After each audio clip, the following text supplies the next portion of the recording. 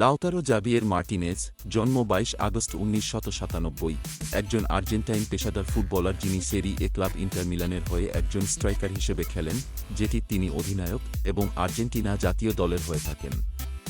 বিশ্বের অন্যতম সেরা স্ট্রাইকার হিসেবে পরিচিত, মার্টিনেজ তার কাজের হার, বক্সের ভিতরে অবস্থান, লিঙ্ক প্লে এবং ফিনিশিং এর জন্য পরিচিত।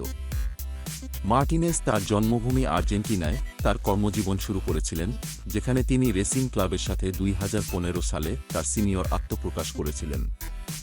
সেখানে তিনি ৪টি মৌসুম কাটিয়েছেন এবং লিগ এবং কোপা লিবার্তাদোরেসে ক্লাবের প্রতিনিধিত্ব করেছেন, ৬০টি খেলায় ২৮টি গোল করেছেন।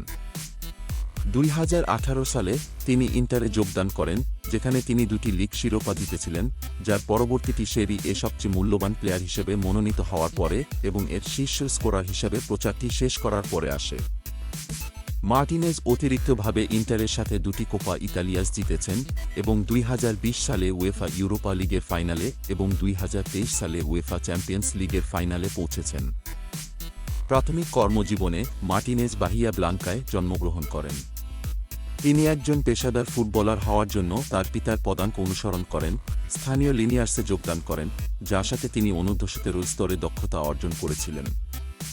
২০১৩ সালে তিনি অনূর্ধ্ব-১৭ লিগে ১৩টি গোল করেন এবং ন্যাশনাল কাপের ফাইনালে জাল করেন, যদিও শেষ পর্যন্ত লিনিয়ার্স রোজারিওর কাছে পেনাল্টিতে হেরে যান।